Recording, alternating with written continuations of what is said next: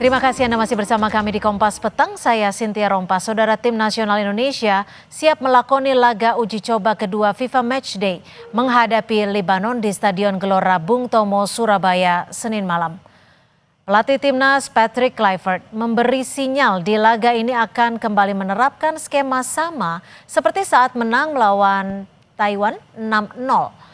Gaya main formasi 4 back diprediksi akan kembali diterapkan dalam laga melawan Lebanon.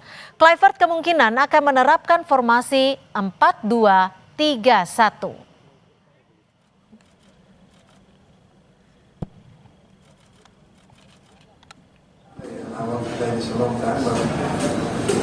In the previous two blocks that we had, it's very difficult to change the system like directly because, as you know, that the players come from different countries.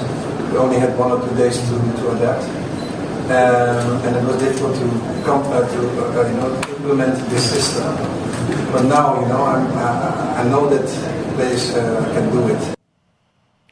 Saudara, skuad Garuda akan menghadapi Lebanon dalam FIFA Matchday nanti malam. Apa yang bisa dimanfaatkan dalam laga ini? Kami akan membahasnya bersama analis sepak bola Wesley Hutagalung. Bung Wesley, selamat petang. Bagaimana Anda melihat dari kesiapan Timnas Indonesia saat akan melawan Lebanon malam ini? Ya, selamat petang Mbak Cynthia. Pertama yang mau saya sampaikan adalah apa yang kita hadapi kemarin lawan Chinese Taipei tidak akan kita jumpai dalam partai penting melawan Arab Saudi maupun Irak. Juga lawan Lebanon ini, pertanyaan saya memang adalah apakah kerangka tim yang akan kita butuhkan nanti di bulan Oktober sudah dipersiapkan dengan matang oleh Patrick Kluivert. Kalau coba-coba lagi, kalau berharap kita akan main ofensif dengan kondisi kita menghadapi tuan rumah Arab Saudi maupun Irak, ini akan beresiko. Tapi itu adalah pilihan pelatih ya.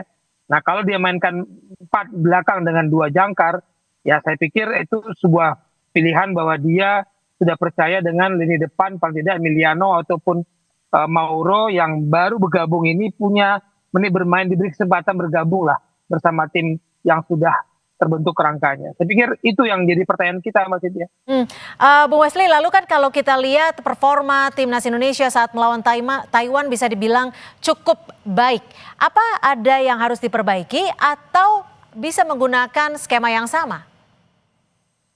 Jujur saya tidak melihat pertandingan melawan Chinese Taipei itu sebuah ujian yang pas untuk komposisi ideal menghadapi lawan kita yang resmi nanti di bulan Oktober.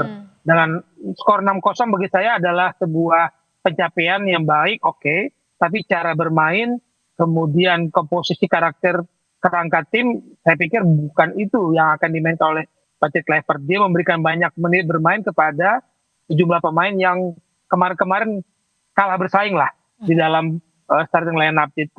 Kita harus akui itu bahwa sejumlah pemain dia rotasi, tapi saya tidak yakin komposisi yang sama akan dimainkan menghadapi Lebanon. Pasti akan berubah.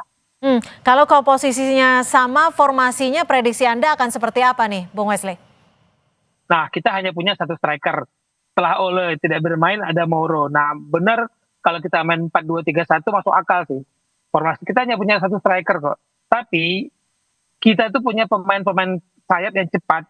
Nah, mungkin ini yang menjadi pembeda nanti kalau misalkan kita main 4-2-3-1 di babak pertama dengan compact defense dulu atau bermain solid bola direct, tapi babak kedua bisa jadi ada perubahan dan kecepatan kita di sisi kiri kanan flank ini yang menjadi sebuah pembeda. Saya berharap Patrick Kluivert bisa memaksimalkan potensi yang dimiliki oleh pemain kita.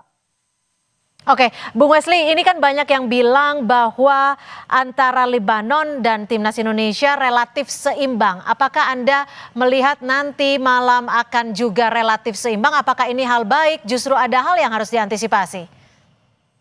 Kalau melihat peringkat mungkin agak berimbang ya. 112 dengan 118, kita 118. Dan hasil-hasil Lebanon cukup bisa bermain lawan Oman, bisa menghadapi Irak. Tapi kalau kita lihat secara kualitas dengan permainan yang saat ini, harusnya kita sudah bisa mengatakan kita bisa mengatasi Lebanon. Selama komposisinya pas, selama juga menurut saya insting pelatih, menurut siapa yang diturunkan dan siapa yang akan masuk sebagai pemain pengganti itu tepat adanya menjadi pembeda. Lalu pemain dari timnas Indonesia siapa nih yang menurut Anda harus dipasang di sesi pertama?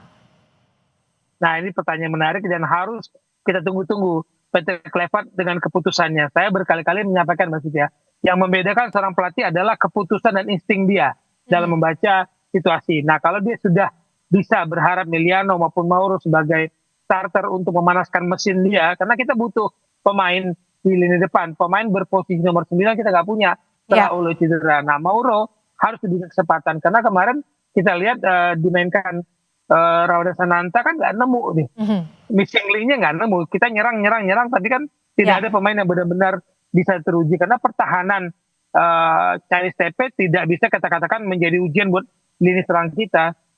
Terlalu lemah mereka buat kita. Baik, kita akan nantikan malam ini 20.30 waktu Indonesia Barat di Stadion Gelora Bung Tomo, Surabaya.